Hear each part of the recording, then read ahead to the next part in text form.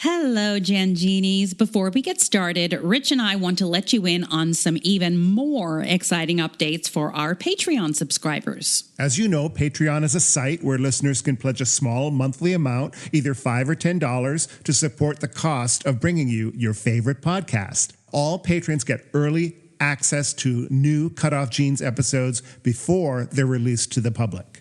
But the most exciting new perk is that all of our patrons will be able to listen to an exclusive bonus episode of the podcast every other week.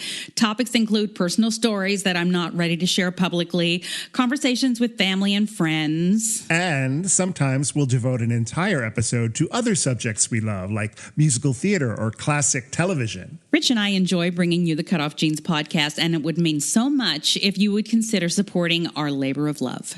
Just go to patreon.com/cutoffgenespodcast. Thank you so much, my Genies. And now, on with the show.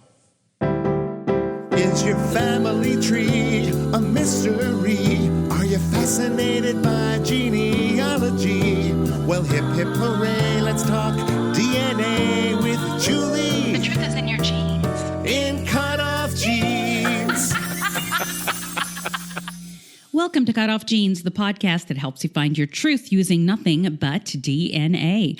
I'm Julie Dixon Jackson. I'm a genetic genealogist, henceforth known as a Gen Genie. And I am henceforth known as Richard Castle, and I am the producer and co-host of this podcast. And co-host.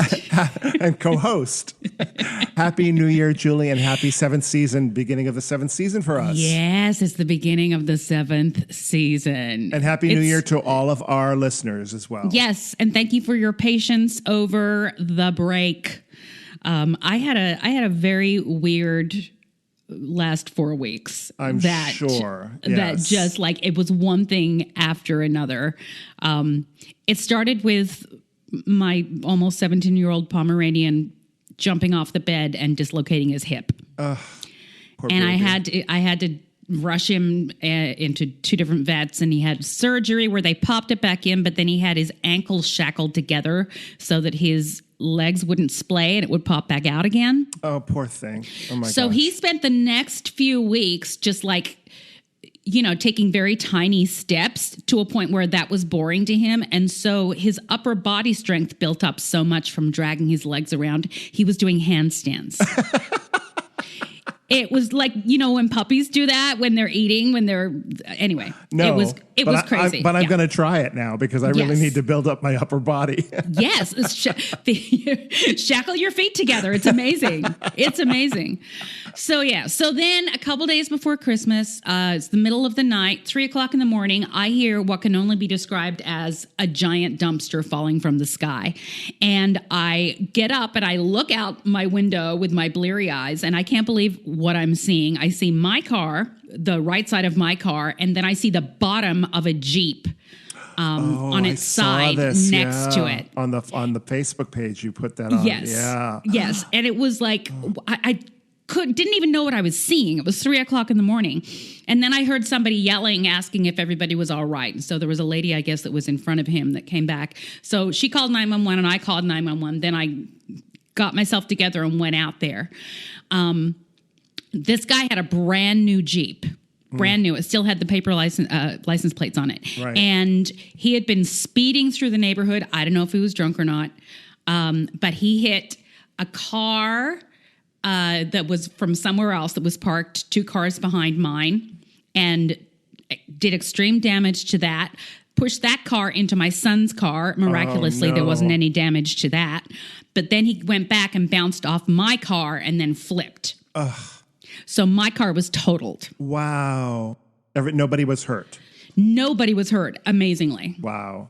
I got a new car. It's all, I've been without a car for a few weeks, but I now drive a Kia Soul, which means I'm a meme because I am that middle-aged woman that has driven in her life a PT Cruiser and a Kia Soul. Wow. I think they're kind of cool looking cars. I like their little boxy love it. shape. And I don't care. Yes. And it's a really pretty burnt orange color. I held out for the color I wanted this time. Good for you, because you drive it for a long time. Yes. Yeah. Yes. So anyway, all right. So there's that. Then going back to January 2nd, Bijou had fell off the bed again, but I think he had a seizure before he fell off the bed. But he was in active seizure. I took him to the vet, and ultimately we lost him. Oh, it's so sad. I'm so sorry. Yes. Thank you, everybody, for reaching out. For, I've done my mourning, and that's why we canceled last week, because I just wasn't sure how I was going to be. Right. Yes. Right. But thank you, everybody, and thank you for your well wishes. It's traumatic. He was almost 17, but I knew it was coming, and it's just sad. My heart goes out to you, Julie. Thank you. There are no words when something like this happens. Because no, there aren't. Yeah. There aren't. He was my little buddy. Okay, so let's do an announcement. Okay, Trove needs your help. I put a link about this on the Facebook page. So Trove is a collection of historical newspapers in Australia that is free for anyone in the world to access. It's proven to be extremely valuable in my own research, as well as anyone who's doing genealogical research on Australian ancestors. It was recently announced that the National Library of Australia could be forced to close Trove due to lack of funding, which is terrible, especially for Australian researchers. If you Google fully fund Trove, the first thing that comes up is a petition on change.org.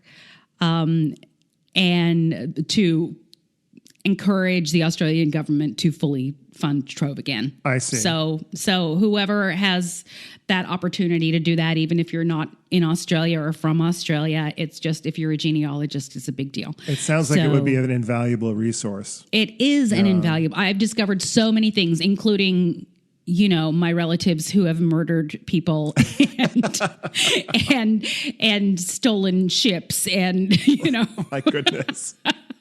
Yeah, it's a very invaluable resource. So guys, if you just get a chance, just click on that. It's really, really quick.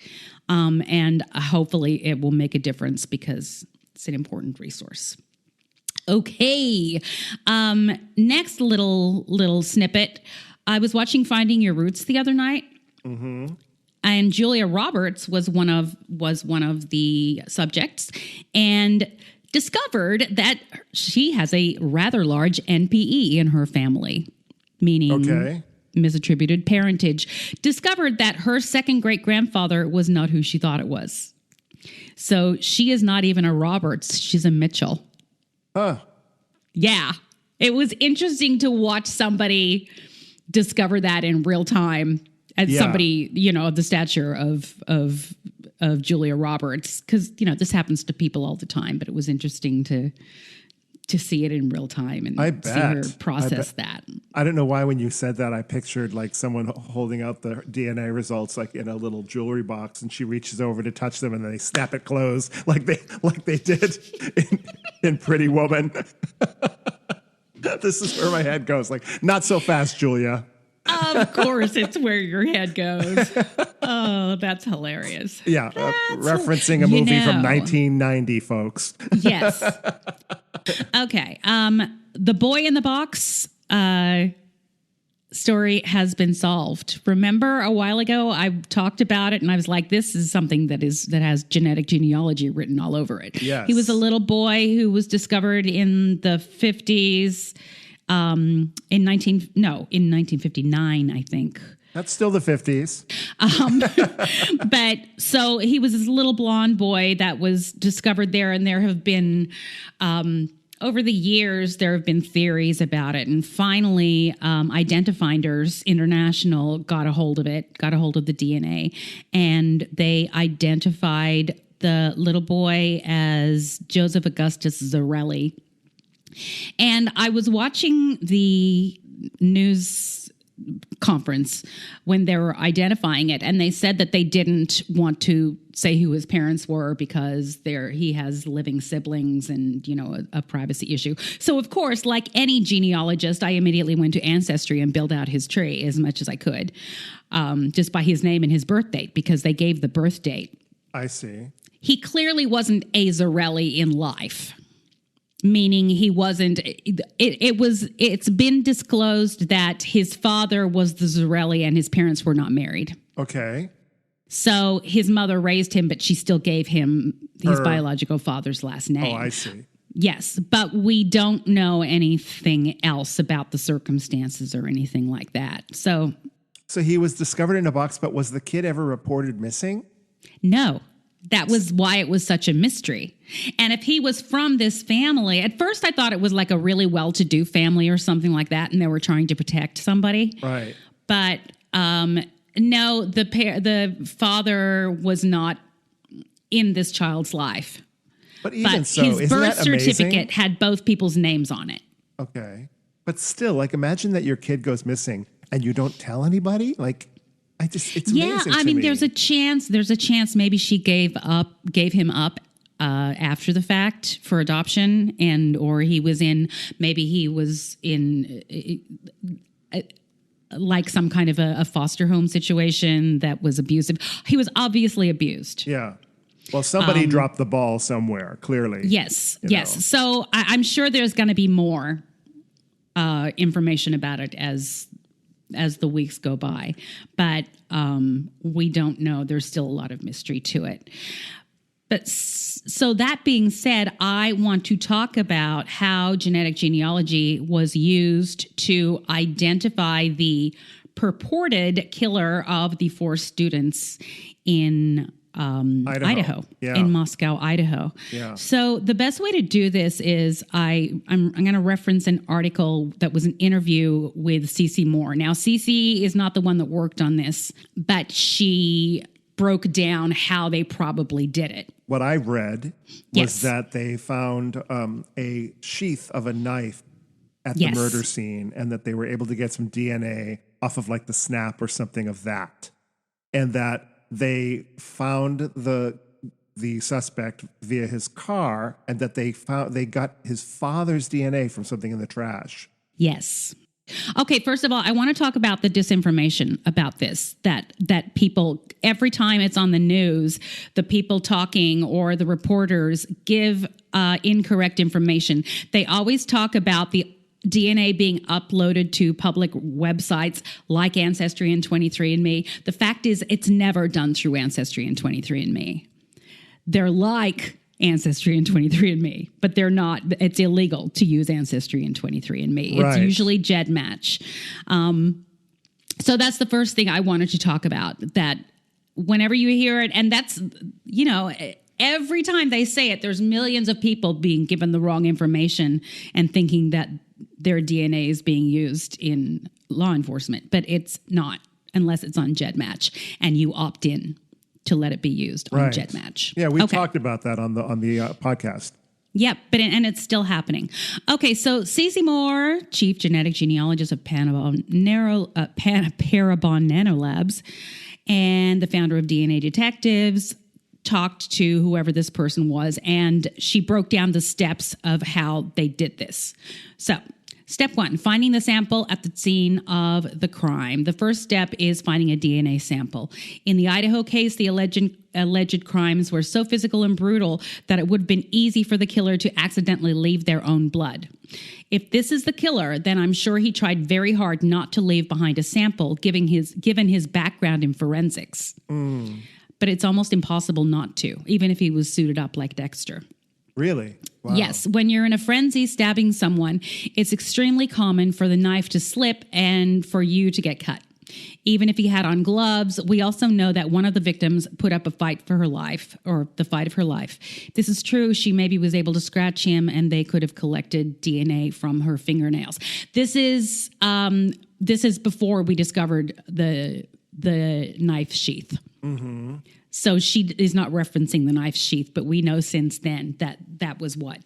Right. That was where they got the DNA. Right. Okay, step 2, building a DNA profile and running it through police databases. Always run it through police databases first. When it's found at the scene of a crime that does not belong to the victims, the first thing they do is run it through their own database to check if it matches the DNA of previous offenders. This process is referred to as short tandem repeat, STR comparison, and test the sample against 20 DNA markers, enough to identify the person if their DNA is already in the system. Or in some cases, the DNA of an immediate relative is in the system, e.g. Right. a parent or sibling. If both strikes out, investigators have to look at genetic genealogy to perform a wider search for more distant relatives, which is what they did. And I'd imagine it being like a room of a student that perhaps they'd had other friends over and that there might be other people's DNA just in that room from visitors, right? I mean, innocent visitors. Right. And yet that is something that we have to be careful because touch DNA is very easily transferable. Yeah. A lot of people don't realize that. Okay, 3, genetic genealogy testing. Unlike police DNA databases, those of commercial genealogy companies can search for up to 1 million DNA markers, creating a much wider pool of relatives to sift through. While there are many commercial ancestry websites, only 2 allow enforcement to search their databases openly. There's a huge misconception that we use Ancestry.com and 23andMe, but we don't. Only the 2 smallest databases, GEDmatch and Family Tree DNA, do allow it, and they deal with around 2 million people. Okay. So with that, you have to either get lucky or be really skilled. Koberger's likely matches from these 2 databases are second, third, and fourth cousins. And Kohlberger is the suspect. That is the suspect, Koberger, K-O-H-B, Koberger, K-O-H-B-E-R-G-E-R. You're really hoping for a second cousin, but probably in this case, they were working from third, fourth, and fifth cousins. He most likely has never met with the people whose DNA were on the list. You're looking for patterns and commonalities, and you need to find that one person who is related to all of the people at the top of the list. Before we find who they are, we need to find what all the other people on the list have in common and who they have in common. Then you work forward from that and build out the family tree. Number 4, building a family tree using social media, public birth and death records, and more. When the genetic genealogy trail runs cold, meaning the DNA, investigators have to look at other ways to narrow down a list of suspects. When we get a match in GEDmatch or Family Tree DNA, the vast majority of the time there is little information there. We have to figure out who this person is, who their grandparents are, and then we're building forward in time. Once you get past the 1950 census in the U.S., there aren't any more records, so we have to start using newspaper articles, birth records, and state databases. And you can learn a lot from social media, too, as we all know. Right. As you come closer and closer to the present day, it becomes harder. In the U.S., we have search databases. Basically, these companies like what I use, Been Verified, is the one that I use most commonly. And it's not always 100% accurate. It's often outdated, but it's the best thing publicly available. It's really difficult and time intensive. In the UK, it'd be extremely difficult, as I have discovered because I've tried to do this, and impossible sometimes because of privacy restrictions. There are no public search databases in the UK or Australia, actually. So that's why we want to save Trove, basically. Right, right. In Canada, it's also extremely difficult. They have different privacy laws. Right. In these countries, and it just makes it much harder. It's kind of amazing that they were able to do it at all when you think about it. Yeah. Once the genetic genealogy trail has run cold, the investigators start to look at possible suspects based on other factors. Once we narrow it down to, say, grandparents, you've got to say who are the grandchildren, who's living in the right place at the right time, who's the right age. From their DNA, we can also predict skin color, hair color, eye color. In this case, it's possible they didn't have enough to get all the way to his immediate family. Then they got to his grandparents and had to look at all of the male descendants. Again, I know they used his father. Then they'd say he drives a white Elantra. That was the first thing. That was the first clue that they had because local cameras in the area saw this white Hyundai Elantra circling the neighborhood many times.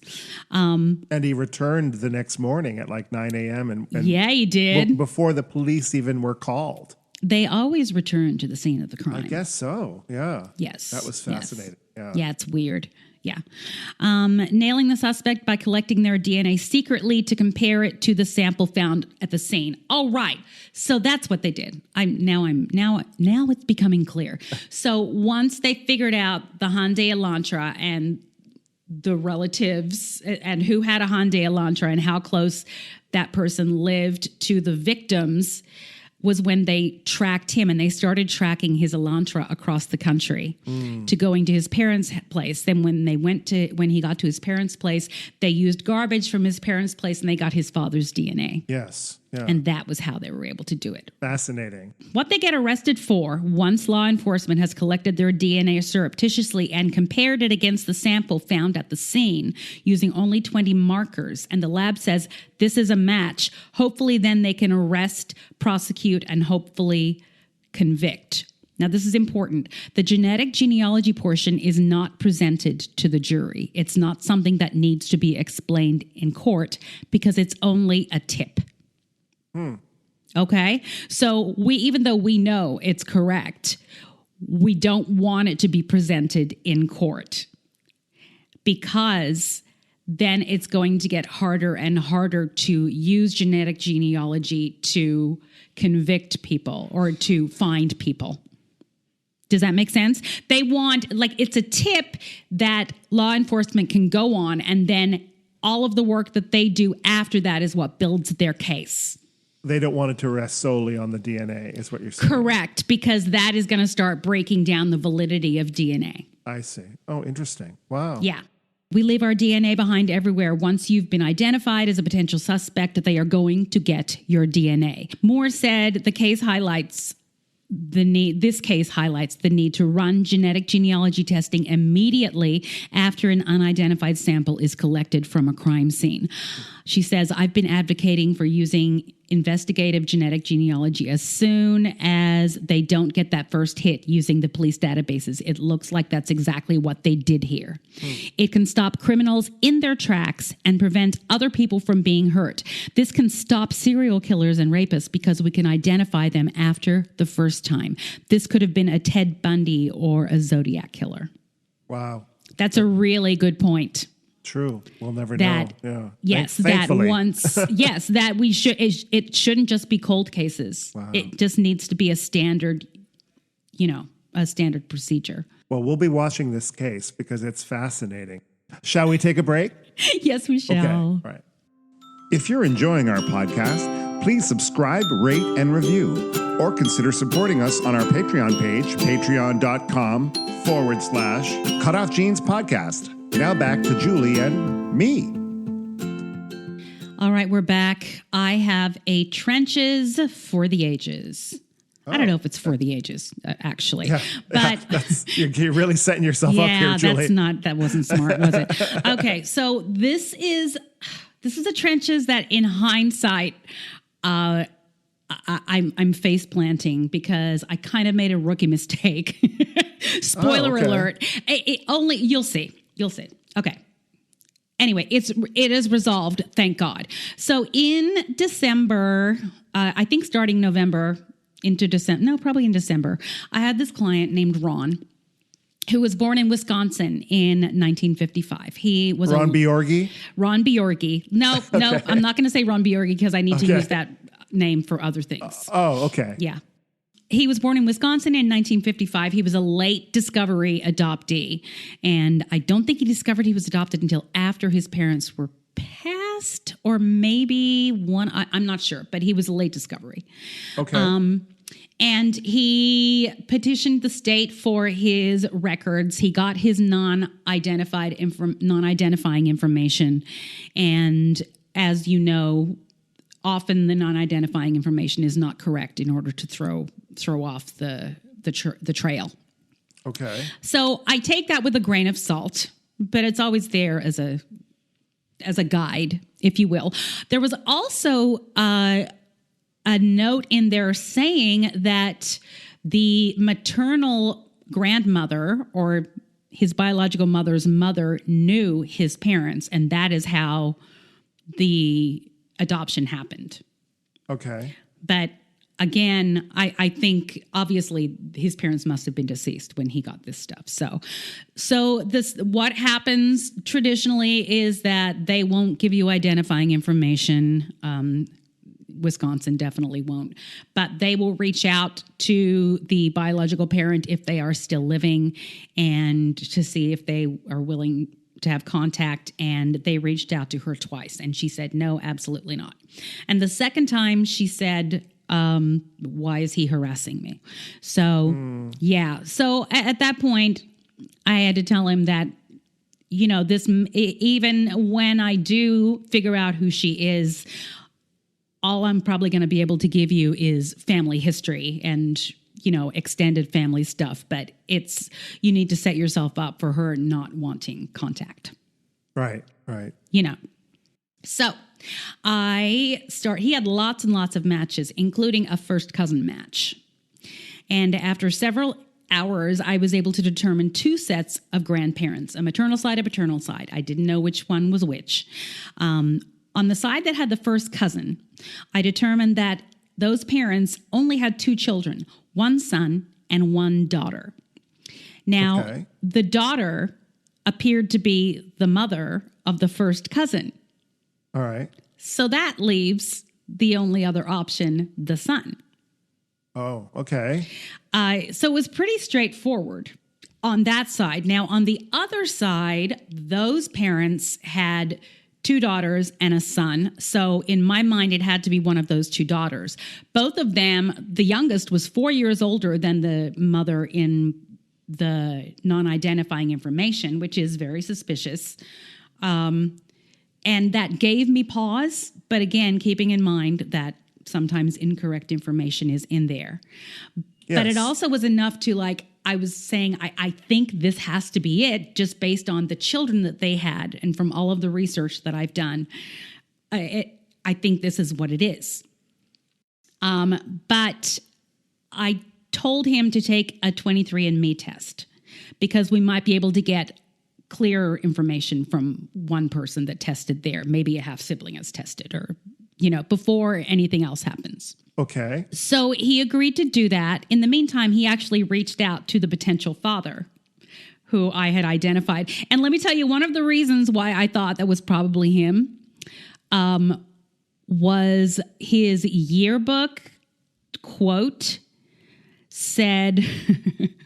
I knocked up some girl. His yearbook quote said, stay single for a long time and make them happy. This was in 1950 something. So really? I'm like, oh, he sounds like a player. Okay. So he reached out to the guy and the guy talked to him and he basically said, yeah, it's not me. I was in Korea the whole time and I can prove it. So that threw me for a loop. And in my mind, I believe DNA before I believe people. And I'm like, yeah, I don't think that's true. However, let's look at the 23andMe when that comes in. And, maybe. And I also went back and checked if there was pedigree collapse, if the DNA could be skewed because of double first cousins and other things that could happen, like a brother and a sister from one family marrying a brother and sister from another family. That's a very common thing that can throw off the DNA. I saw no evidence of that at all. Okay, so a few days ago, he sent me a screenshot of his results. He had, on 23andMe, he had what looked to be a half-sister match. And she was the daughter of the male child on what I thought was the maternal side. So that's a half-sister there. Okay. And again, there was no pedigree collapse. There was no reason why she should be anything but a half-sister, and she named her father as the sibling of one of who I thought was the mother. So it was flipped. I see. He now had a half-sister who was thrilled to hear from him, by the way. Nice. And his biological father is deceased, but great. We have so the guy who had written something in his yearbook that he was not related to him. Right. But now we go back and we still have only 2 siblings, one first cousin who is the daughter of the female sibling. So I started hypothesizing that either their parents had had another daughter that was not acknowledged or raised by them, like had given her up, that nobody knew about, or the first cousin match was actually the biological daughter of the son, who I had pegged as the father, but was raised by his sister as her daughter. Oh my God. I mean, it happens. It's out there, but it happens. And, it's going to come up in one of these cases. I've seen it. Then I went back to see how I had determined that the first cousin match was who I thought she was. I seemed pretty sure. It was one of the first things I figured out. And I didn't even look outside the box once I figured out who she was. I'd looked up a been verified report on the sister, on the mother, say Mrs. Bjorky. This first cousin match was listed as a close relative of hers. And she had the same last name, the married last name of this mother. So I assumed that the reason I thought that she was the daughter was because she had the same last name as her grandfather. Does that make sense? Okay. Okay. No, it's hard. No, it's yes, hard to understand it with all the different people. I know. I sometimes wonder how you keep track. I know. So say this mother, say her name was Bjorgy and she married a Smith. And so then her daughter's name would be Smith. Yes. And but if their daughter got married, her last name would change and their daughter would have that father's surname. Yes. Here's what happened. I then went back and I thought, wait, maybe she is not. Maybe that's not who I thought it was. So I went to Facebook. Actually, I went to Facebook and I found somebody with that exact name and spelling that I had seen before, but I thought she was too young because I thought she was a first cousin. I'd seen her before, and she was in the exact right area now that I'd done more research. Okay.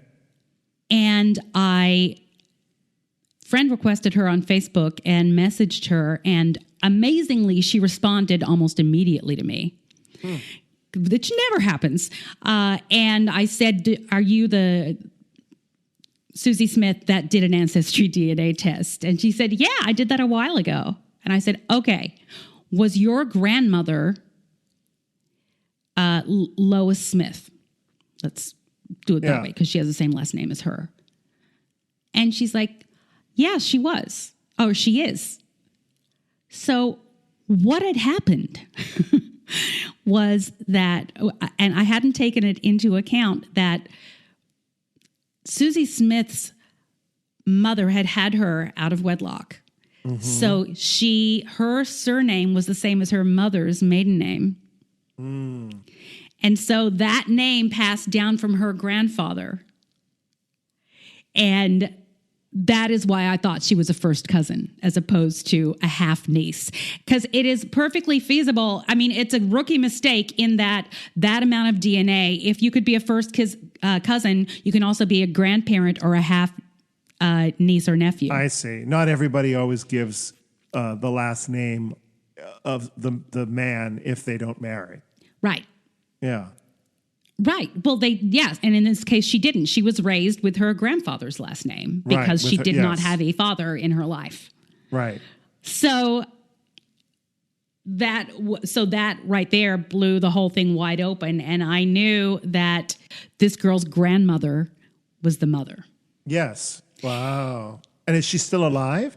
Yes, she is alive. Oh. Now I've told this girl who I messaged, I explained, well, this match of yours is actually a half uncle. And I had to explain to her how that could be. Of course, she knows nothing about that because grandma was planning on taking this to the grave. Yes. So she's like, and I said, don't say anything to her. We need to figure out how we're going to approach this. She's probably deathly afraid of anybody finding this out. So we have to find a kind way to introduce this.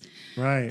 But it's good that she knows, and hopefully she's told her mother so that, and maybe ultimately if we can be as gentle as possible and as kind as possible, we might be able to get her to open herself up to letting out this secret she has held all these years. Wow. Yeah. And so does your client know that you found his mother? Oh, yes. So yay for Ron. I'm still not sure what we're going to do. I think somebody in the family needs to approach grandma, maybe give her a copy of The Girls Who Went Away. I always recommend that because I think it really helps people to see that they're not the only ones that went through this and that they're not a terrible person. Right. Yeah. Well, keep us updated. I will. Let's take a break. Yes. Thank you for listening to Cut Off Genes with Julie Dixon Jackson and Richard Castle. You can support us by going to patreon.com/Cutoff Genes podcast. Now, back to the program. Okay, we have a very special story time for you. Oh, wow. Okay. Actually, no. The story time is not for you, but here's a crazy coincidence. So in booking this person, I asked her to listen to the podcast and just so she can get an idea of the format and how we like to do this. And she writes me back and she says, Richard Castle, is that the same Richard Castle that I subbed for playing the piano at a restaurant in Long Beach? What? So this is Beth Syverson, who is an adoptive mom. Okay. And I think it was a long time ago, but she used to sub for you. Yes, I remember as Beth. a piano player. There you go. I don't know if her name was Syverson at the time. No, I don't think it was. Oh, that's fascinating. Yeah. Hi, Beth. Isn't that hilarious? Yeah, she's really nice. Yes, she's lovely. So anyway, I thought that would be fun to share that with you. Oh, that's amazing. And what a small world. I'm telling you, it gets smaller and smaller. So Beth is an adoptive mother, and she is the host of the podcast that is now called Unraveling Adoption. And she also runs a adoptive parents support group, Aptitude, AP, capital A, capital P, Titude. And it is a support group for adoptive parents facing adoption challenges. Beth has been through it, and she is so aware of the trauma from what she has experienced, even with her son, of what relinquishment trauma does to some people or can do to some people. And I think she's a really important voice in the industry. And I recommend any adoptive parent to reach out to her and become involved in her work, because I think that is the kind of voice we need in the industry right now. Wow. I can't wait to hear it. Yes. So this is Beth's and her son's story. And she's very raw and very honest. And I appreciate her speaking to me. Right. And let's listen. Hi, everyone. I have on the line Beth Syverson from the Unraveling Adoption podcast. Hi, Beth. Hi, Julie. Thank you so much. So we were just talking about your podcast has been recently going through a bit of a change. Can you tell us about that? Yes, I'm pivoting the title and a bit of the focus. So we're called Unraveling Adoption now. We used to be called Safe Home Podcast. And the reason I'm changing it is Safe Home was about adoption and addiction and mental health and diversity. And I kind of rotated every week doing one of those topics. And I'm trying to narrow down my audience so it's a more focused audience. And I am passionate about helping other adoptive families, adoptive parents, understand adoption trauma. So I wanted to put adoption in the title and make that more of a focus. Love that. And of course, we'll still talk about addiction and mental health and diversity because adoption. It all comes together. It's a whole, it really is all under one umbrella. Yeah. So I just put adoption over the top of everything instead of just making it one of the things. Cool. That's great. So I met you actually at the premiere in Long Beach of Reckoning with the Primal Wound. Yes, that was such an awesome day. Wasn't it great? It was great to meet you there. Yeah, you too. So I would like to hear your story, basically, of how all of this came about and where you came from and what you've learned. Okay, great. Well, I'm an adoptive mom. I adopted my son Joey when he was 7 months old from Japan, which I think is pretty unusual. They don't have very many adoptions there. Yeah. And my ex-husband is Japanese American. They won't let you adopt from there unless one of you is Japanese. But the funny thing is he didn't speak one word of Japanese or use chopsticks or anything. So that's funny. Like, he looks Japanese. It's good enough. Yeah, it worked for us. So it's not really a cultural thing, really. No, they didn't care. His name was Japanese and he looked Japanese. So that was good enough. Okay. So we adopted him, went to Tokyo, got him, brought him back, and he was delightful, kind of the model perfect adoptee baby, you know, and all the way up until about 12. Okay. We just felt so lucky, and we are still very lucky, but he was perfect, like too perfect, turns out, because adolescence hit and he couldn't keep masked anymore, Yeah. He's like, forget it, I cannot do this anymore. And he found substances, and he was getting bullied at school for being Asian, and just, it was a perfect storm of just self-destructive behavior. So at 15, he had a mental health crisis, and we found out at that point that he had been using drugs for a couple of years without us knowing. Oh, wow. So at that point, I was totally lost, and a beloved adoptee friend of mine said, "Isn't Joey adopted? Have you ever looked into adoption trauma?" I'm like, what? What does that have to do with anything? Yep. And I did. I read The Primal Wound. I was like, what? Yeah. It was tough, but I'm like, oh, okay, Yeah. things were starting to make sense. And I got an adoption therapist for him and me, and just started down the path. And it has helped us so much. It's difficult for sure. It's a tough pill to swallow for adoptive parents, because we are, the ones that instigated this whole operation. And without the adoptive parent involved, the adoption probably would not happen. So knowing at the same time that somebody else would have adopted him, it wouldn't have changed the whole industry. But it's painful to look at that. And I've constantly am dealing with that guilt and just what if, but you can't change what you've done, and you can only know what you know. And no one told me about adoption trauma when I adopted. So can I ask, how did you go about finding an adoption competent therapist? This friend of mine had been seeing this therapist, and she recommended her to me. Okay. And then we kind of found a few other people along the way and in that circle. But the most amazing thing happened. I called this therapist and I said, "Listen, my son's adopted since and he's in the mental hospital right now, and he's addicted and da-da-da-da." And she's like, yes. And she wasn't shocked. I was like, "What? You should be shocked. Everyone else is shocked. No one else heard knows what to do with this." And she's like, "Yep, heard this a million times." Oh, wow. So I was like, okay, I guess I'm in the right place. So then what happened after that? Can you kind of talk me through the steps?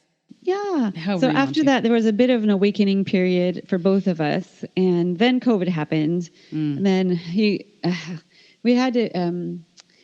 kept running away from everywhere we would put him. And it turns out that's his flight response, because nothing ever feels safe. And so it just understanding adoption trauma helped to, make sense out of everything that was happening. It was utter chaos there for a few years. He was in several different rehabs and treatment centers and hospitals and this and that. And in the whole process, we found him a wonderful kind of a spiritual guide. He's not a therapist, but he kind of worked with Joey on his inner, the innermost core wound of his adoption. And this guy was not an adoption competent person, but he understood that core primal wound. Yeah. He got it more than anyone in our healthcare system. I'll tell you that much for sure. Okay. And he worked with Joey on some release work and some, I don't even know what they did, but it helped him so much. So I'm not even going to worry about what it was. So Joey has more insight into his adoption trauma and into his, his pain than most adults I know, adopted or not. He just gets it. That doesn't mean it fixes anything. No. So he knows where it's coming from. He knows the work that his lifelong work that he'll have to do, sadly. But, and he also knows that I'm here doing it with him and supporting him as much as I can. In the meantime. That what is so interesting about that is that people, when they hear about adoption trauma, they think it's because people were adopted into bad families. And they get real defensive. They're yes, like, real defensive. Yeah. And even if they're not adoptive parents, what we're told most of the time is, "I'm sorry you had a bad experience as an adoptee." And it has nothing to do with it wasn't an experience, it's a lifelong thing. Yes. And B, this has nothing to do with how I was raised. It had to do with how I got there. Yeah. A lot of times when I'm talking to other adoptive parents, I call it relinquishment trauma. Yes. Which takes a little bit of the edge off. Yes. And but it's at the same time, we are still, as adoptive parents, it is our duty to understand this stuff so we can help them process it. And then also I added to it unknowingly, but I divorced his dad when Joey was 4. So just added to his attachment issues. And his dad is very, very toxic and told him I abandoned him. Ugh. And, they sang, he just recently told me this, that he sang Leaving on a Jet Plane every night before he went to bed. Wait, who did? His dad would sing that to him. Oh, no. Isn't that horrible? Oh, no. So, yeah. So his dad, take the worst possible thing you could do to an adopted person and, just do it every night and see how that works. And oh, wow. So it just exacerbated a lot of his issues. And so it was really rough. And I have a lot of guilt for, bringing this child into our family. And then his dad is so toxic, but I didn't know at the time. No, you didn't. And because there's nothing in place. The private infant adoption industry doesn't, if it would be bad for their business. For sure. Yeah. The homestay is like, yep, you guys look good. You're fine. Yeah. A couple of years of chaos and he's settling in. He's 19 now. So it's been 5 years of this very intense crisis management. There's a lot of suicidality involved and a lot of just chaos, self-destructive self-harm, that kind of thing. And a lot of addiction, mainly to weed, and except not like joints, but he goes to the dabbing and the high THC tinctures and all that. I don't even know all this stuff that these kids are doing nowadays. Yeah. So he uses like 95% THC. Okay. Materials, which put him into psychosis. He's been in psychosis many times using cannabis. It's terrifying. And because sometimes it will stick. One day he might try it and it will stick and he will not come out of psychosis. And you don't know which time that will be. So he is in rehab right now, though. I'm so proud of him. He's 2.5 weeks in recovery at rehab and doing great. So I'm very hopeful that he's, on a healthier path and getting the support he needs. So that's really good. And the other substance he used a lot was psychedelics. I did not realize a 13 and 14-year-old could get a hold of, but yeah, how'd that happen? And was it like mushrooms? Them. No, DMT. Okay. And LSD. Okay. But DMT is kind of what started because they vape it. People think you just vape nicotine. Oh, no. You can vape psychedelics. Oh my gosh. My eyes, I was so ignorant and before all of this happened. So now I'm just out there trying to help other parents to wake up and pay attention and get educated about what is going on right now. So he used psychedelics a lot. And so he got to kind of to the other side of consciousness and wanted to stay there. And he actually saw his mother there and felt this warm hug from the universe. So, how can you blame him for wanting to stay there? I mean, that sounds amazing. Yeah.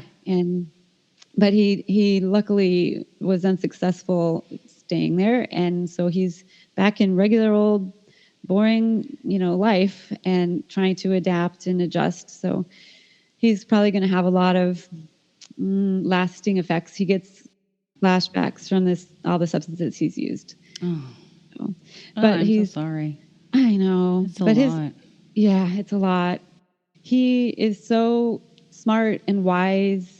I think this is not his first time around, He's an old soul and he's just ready to break through. Yeah. And so now he's a co-host on the podcast, right? Yeah. He helped me make Safe Home Podcast. It was his idea. Wow. In August of 2021, he was in a month-long recovery.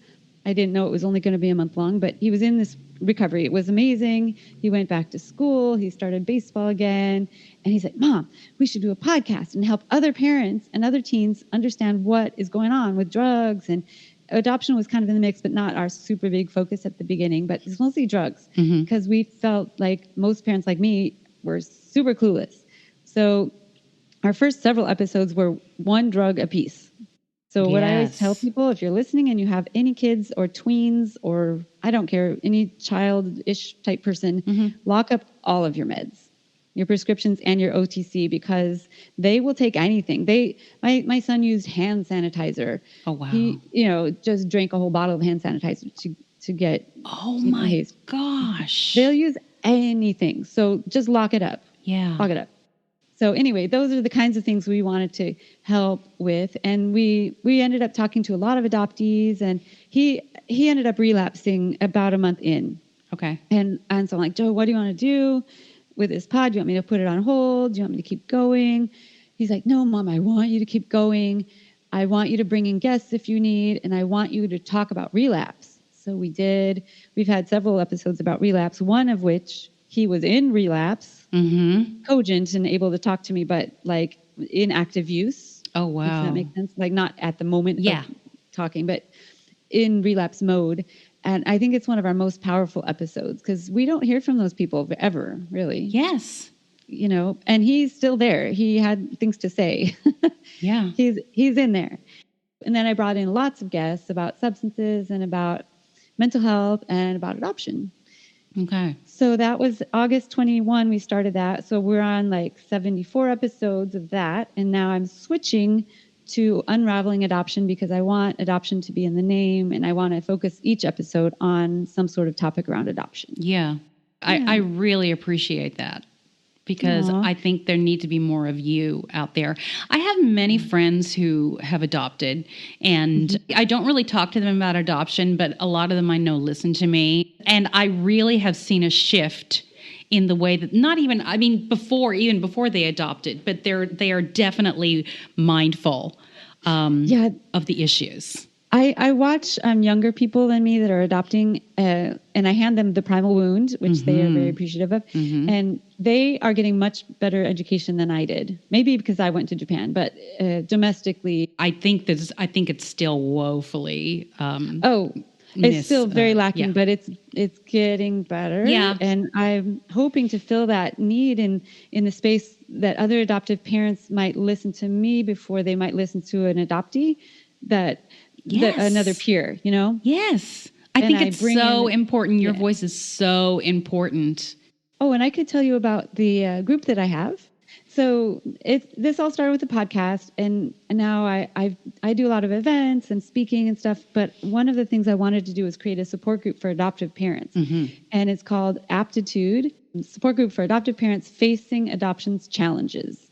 So this is not the unicorns and butterflies kind of adoptive support group, like, yay, we're adoptive parents. It is the kind of support group where my kid's falling apart and I don't know what to do and please help me. And the stuff is hitting the fan for either the kid or the parents. And so it's like a real place. And we are studying The Primal Wound in a book club.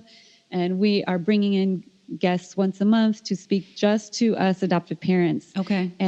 And so I separate us out. I know there's a lot of people that are interested in bringing people together through the constellation, but I think adoptive parents need to be in our own space for education. We need to learn. And I want to keep us separated in a way to protect you guys. From saying, why don't they like it when we say they should be grateful? Okay, let's come over here. We'll talk about it over here. Yes. So you guys don't have to hear it. And so I'm hoping that it's a nice, safe space, safe for you guys that are adopted and safe for us to just be able to go, what is going on? Help me, figure this out. So I bring in a lot of experts. I feel like I'm a resource hub is how I kind of view myself, and connecting people to other coaches and experts and, resources that they need. That's great. I'm actually really excited to have you as a resource. Once you understand the adoption piece of it, everything else starts to make sense. My son's extremely strong flight response. Of course, he has a strong flight response. Yeah. He was not safe from the moment he was born. So how can I help him be safer? What can I do? Has Joey, does he know who his biological parents are? No, he does not. And he, at this point, is not at all interested. Okay. He's like, Mom, I got to recover. Yeah. I got to work on my recovery, which I totally agree. But ever since he was little, I've said, if you ever want to go looking, I'd be happy to help you. It will not be hard because I have her name. Oh, well, there you go. But she does not want to be found, or did not at the time. It was very closed. And in Japan, actually, there's a thing called a koseki. It's like a birth certificate, but it follows you through your whole life. Oh. And I had to sign papers taking him off of her koseki. Oh, wow. As if he never existed. Ugh. Because she would not have been able to go to school, like university, or get married if there was an quote unquote, illegitimate child on her record. Really? Yeah. It was horrible. I was like, oh my God, I don't like signing this, but I need to make sure she can have a life. Well, yeah. I mean, it was essentially you were protecting her. Yeah. Wow. But that shows, Japan is way kind of like we were in the 50s, I feel like. Right. Just the stigma of the unwed mother kind of situation. And so it wouldn't be hard for us to find her. Right. I don't think she will want to be found. Yeah. But if Joy ever wants to look or ever just wants to go back to Japan, I'd be more than happy to help him if he wants me to. Okay. Beth Syverson, thank you so very much for talking to me. I'm so happy to talk to you. What an amazing mother you are. Can you tell us how people can reach out to you? Yeah, the best way is through our website, unravelingadoption.com. Okay. And the group again is? Aptitude. And that is at unravelingadoption.com/aptitude. You can find out all about that. It's a free group, and we'd love to have any adoptive parents in there, or foster parents or kinship parents that are looking for some extra support. Well, thank you so much. I really appreciate it. Thank you, Julie. Okay. Thank you so much, Beth, for that. I think I want to keep her in my Rolodex. I just realized I used a 70s reference. A Rolodex? Rolodex. No, Beth, I think, is such an important voice, and I'm going to refer as many adoptive parents as I can to her and to the work that she's doing. So thanks again, Beth. Thank you, Beth. And it's amazing that our paths have crossed on this completely separate issue from the way that we first met. It's just amazing. It's crazy. It's crazy. I'm also going to guest on her podcast in a couple of weeks. Oh, you'll have to put a link. You'll have to put a link on the Facebook page for that. Yes. So yes. Great. We will. Anyway, I am Richard Castle, and I appreciate all of our listeners and our Patreon subscribers. You can find me on the Twitter and on Facebook at Castle Songs, or you can go to my website, richardcastle.com, and find out that I am a musician and a musical theater writer and playwright. Extraordinaire, yes. And I'm Julie Dixon Jackson. You can reach me at, Jules Jackson at cutoffjeans.com. Also, just go to cutoffjeans.com and you can find everything that I do there, basically. If you would like help, I give lovely discounts to our listeners on your case. And I've had a lot of really great interactions with listeners who needed a little help on their case, and I really appreciate it. So thank you so much. Feel free to reach out, and I think that's all I have to say about that. Well, you have one more thing to say, Julie. Oh, right. The truth is in your genes.